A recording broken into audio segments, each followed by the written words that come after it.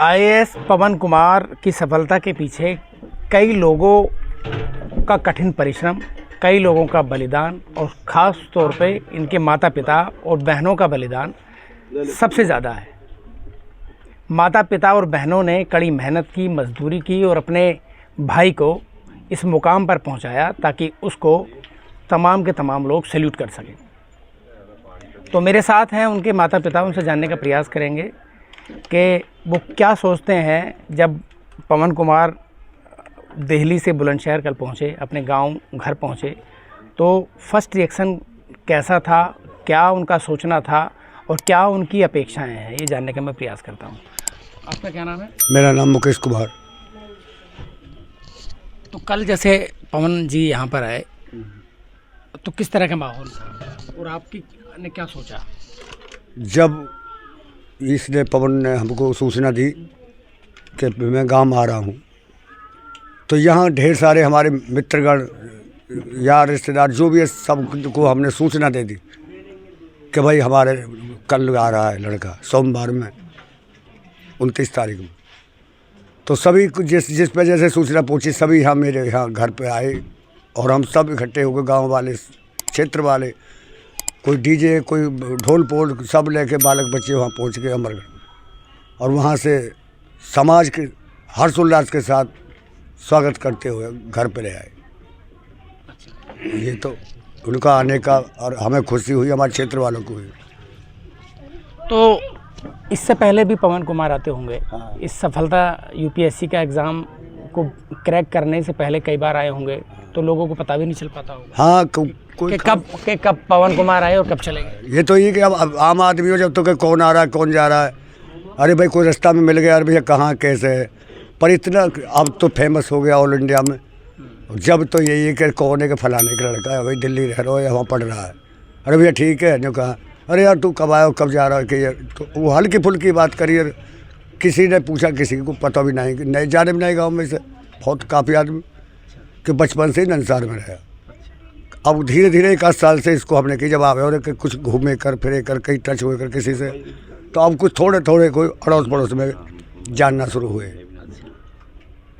तो अब क्या भविष्य की क्या प्लानिंग है अब, चूँकि 3 बेटियां हैं, आप खुद भी हैं, तो किस तरह का मैनेजमेंट करेंगे? गांव में रहना है, पवन जी के साथ रहना है, तो क्या चर्चा अभी हमारी यही है कि भैया देहात में हमारी जन्मभूमि है, यहाँ अपना जो ये घर थोड़ा सा सही करवा के बनवा दिया हमारे लिए, और ये लड़कियाँ 3 तेरी बहन, ये जितनी पढ़ा और इनकी शादी में हमारे साथ सहयोग दे, ये अपेक्षा है भविष्य में आने वाले समय में। तो पवन जी तो बोल रहे हैं कि जो है आपको साथ ही लेकर रखना है, ये भी इसका भी मन नहीं तोड़ना, हमें बेटा है, हमसे दूर भी रहा है, अब जैसे जैसे हम ज़्यादा ना तो थोड़ा बहुत इसके साथ, थोड़ा बहुत अपने समाज में, तो इसी तरह से हमें तो सबकी। अब तो बड़ा घर मिलेगा, बड़ा पार्क मिलेगा, अब तो सब बड़ा ही बड़ा मिलेगा। अब वहीं सुबह सुबह मॉर्निंग वॉक वहीं पार्क में की, सुदामा जी यहाँ गांव में कहाँ चक्कर में सुदामा की तरह अपने समाज को भूलना या अपने भैया बंधन को भूलना, ये भी नामुमकिन है, अच्छा सा नहीं है। कह देंगे कि अब इतना बड़ा बदल गया कि अब तो भूल गया सब है, अब तो बड़ा हो गया भाई, अब तो कोठी बंगला में ये वो, और पहले भी वही मुकेश था, अब देखो कितना बड़ा ये वो। तो ये भी नहीं, अहम नहीं होना चाहिए, अपनी मर्यादा को, अपने समाज को नहीं भूलना, छोड़ना चाहिए। अच्छा, जड़ों से कनेक्टिविटी जरूरी है। बिल्कुल ज़रूरी है कि हम भी ने भी किसी संस्कार लिए बुजुर्गों से, परिवार से ही, देहात में रहने वाले हमारे। ये घर ठीक सा बन जाए, आप ना भैया कोठी बंगला तुम कहीं बनाओ, कहीं रहो, शासन को तो मिलेगा, कहीं किसी शहर में जो अच्छा लगे तुम कहीं बनाओ, अपनी मम्मी को साथ रख ले जाते करे भैया। हाँ जी, हाँ। तो फिर तो तुम्हारी दोनों की जोड़ी बिछड़ जाएगी। कुछ ना, मतलब ये है कि ये इसको भी राखे तो खुश राख, और मेरे तेज़ी में तो रामायण कीर्तन भजन करूँगा और प्रभु का गुण गाऊँगा लड़कियों की शादी होने के बाद।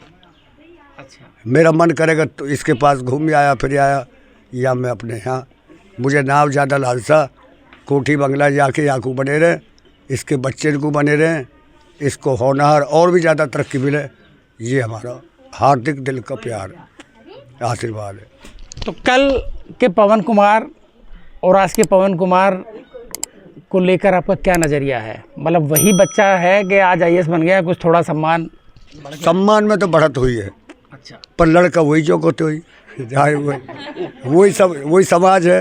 अच्छा सम्मान में ये कि इसने मेहनत करी है तो इसको सम्मान, हर छोटा बड़ा, बीमार भी, बुजुर्ग भी, जो भी है।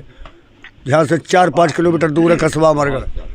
कल पूरे दिन भूखा प्यासा पूरा क्षेत्र रहा। 16 तारीख से तो 28 तारीख तक तो हम रहे, और कल का दिन तो इतना बड़ा आया जैसे भगवान राम का राज अभिषेक हो रहा हो। इतना बड़ा क्षेत्र में हर्ष उल्लास और इतना बड़ा प्यार। पूरे इलाके के लोग आ गए। बहुत दूर के, क्षेत्र तो छोटा है, बहुत दूर के मेरठ, गाजियाबाद, जहाँ जिसने भी जहाँ सुनी, ये तो ऑल इंडिया न्यूज़ है, छा गया। जितने बच्चे चलो भाई, कल तक जो लोग बोलना पसंद नहीं करते थे, कल ये तो सत्कार और हर्षोल्लास में शामिल। कुछ बदलाव तो आई होगा। खुदा हुस्न देता है तो नजाकत आ ही जाती है। ये तो प्रकृति की देन है कि होते के 10 यार ना होती में, या रिश्तेदार भी थोड़ा सा हल्का जाए, कभी हमें सतावे ना, हमें कोई ज़्यादा डिस्टर्ब ना करे। यार पता नहीं कैसा आए हो, कोई अपेक्षा तो लेके ना आए हो। कुछ चंद आदमी है मेरे अजीब, मेरे साले है, मेरे भैया हैं, और एक हमारी छोटी साली है। इनका विशेष योगदान हमारे साथ, हमारे बच्चे के संग रहा। हाँ, और किसी से प्रोत्साहित करते रहे, हमारे, मेरी भी हिम्मत बांधते रहे, घबराना नहीं। हाँ, यही है, और क्या है। कभी इकोनॉमिकली जरूरत पड़ती होगी तो सपोर्ट भी करते। हाँ, करे सपोर्ट, लेना देना, ये तो अपने कमाना खाना ही है। आज ले रहे हैं, कल को दे देंगे भैया, यही है।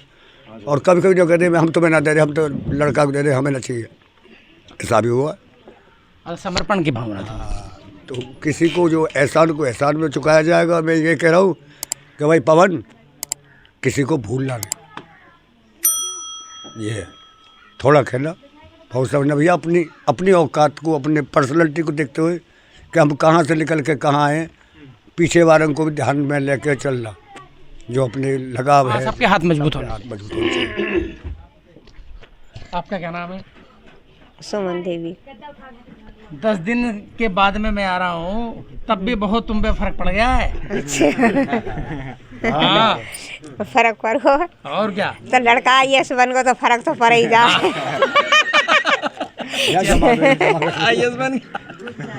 फिर तो फर्क बन ही जा। अच्छा, मैं ये कह रहा हूँ, कल जैसे पवन आए होंगे, पवन जैसे आए, तो किस तरह का माहौल घर में रहा? बहुत अच्छा रहा माहौल। तो गांव वाले भी खुशी हैं, सभी खुशी हैं, जहाँ जो सुनो सबको खुशी हैगी। गांव वाले रिश्तेदार पहले भी खुश रहते थे क्या, जितने कल थे? हाँ, अब ज़्यादा हैं। अच्छा, अब ज़्यादा हैं खुश। पहले क्या स्थिति थी? बस देखो तुम्हारे सामने स्थिति तो जैसी भी ही, अब तो सबको साथ है।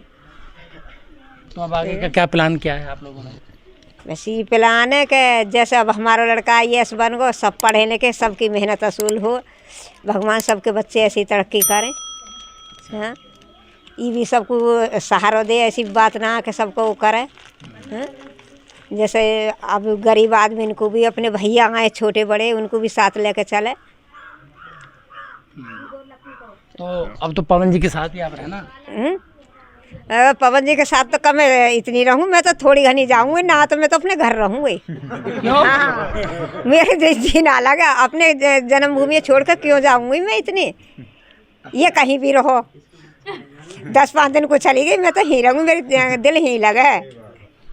हाँ, तो अगर पवन जी जबरदस्ती ले जाएं आपकी? जबरदस्ती तो मैं किसी के कहने से ना जाऊँ, जबरदस्ती जाऊँगी मैं आके कहने से। अच्छा, यूँ तो IAS बनो, मैं थोड़ी बनी हूँ, मैं तो जहाँ मेरा दिल लगे वहाँ रहूँगी। अच्छा, हाँ, अच्छा, डंडा भी आपका ही? हाँ, डंडा तो मेरा अब भी, जब भी रहे अब भी रहेगा यहाँ पे। कंट्रोल आपका पूरा रहा? हाँ, कंट्रोल पूरा हो मेरा। ये कंट्रोल की वजह है। अकेला भी ऐसा के सिर पे थोड़ी बिठाऊंगी यार, अब IAS बन गो तो। ना, ऐसे ना बैठाऊं सिर पे। अच्छा, हाँ, तो क्या कहा है अब कि भाई अपने बहनों को, अपने भाइयों को, अपने रिश्तेदारों को, अपने समाज को, अपने सोसाइटी को, और खास तौर पर गरीब तबके को ताऊ चाचा से मिल के चले, अपने बहन भाई इनको अपने साथ लेके चले, जैसे यानी करो ऐसे ही वो तरक्की करे। जो लोग नाउम्मीदी के भंवर में जी रहे हैं, उनको उम्मीद, हाँ, पूरी हाँ, उनकी मदद करे, वो भी आगे बढ़े। वो भी आगे बढ़े। तो 2 शब्द अपने बेटे के लिए कुछ कह दो आप, प्यार भरे। ऐसे ही तरक्की करते रहे, खूब बने रहे, भगवान खूब और तरक्की करे। हैं? लड़ाई तो हमेशा रहेगी। तो कभी डांटना वाटना भी पड़ गया हो पवन जी को, कि पढ़ने लिखने को लेकर कभी डांटना हो? ना पढ़ाई लिखाई के बारे में तो डांटो ना, कोई कभी बात ऐसी है कि वो तो डांट भी दियो, और ना तो बाहर रहे हो तो मेरे डांटने को मतलब भी ऐसा कुछ ना पड़ो। तो पवन जी कब से बाहर रह रहे हैं? ये तो चले गो 2-2.5 साल को चले गो मेरे पास से। अच्छा। हाँ, मामा के वहाँ पढ़ो। उसके बाद में फिर पढ़ाई होती रही, मतलब आगे इलाहाबाद रहे, दिल्ली रहे? हाँ, बस ऐसे ही आवे और रिश्तेदार की तरह 2-4 दिन कोई। अच्छा। हाँ।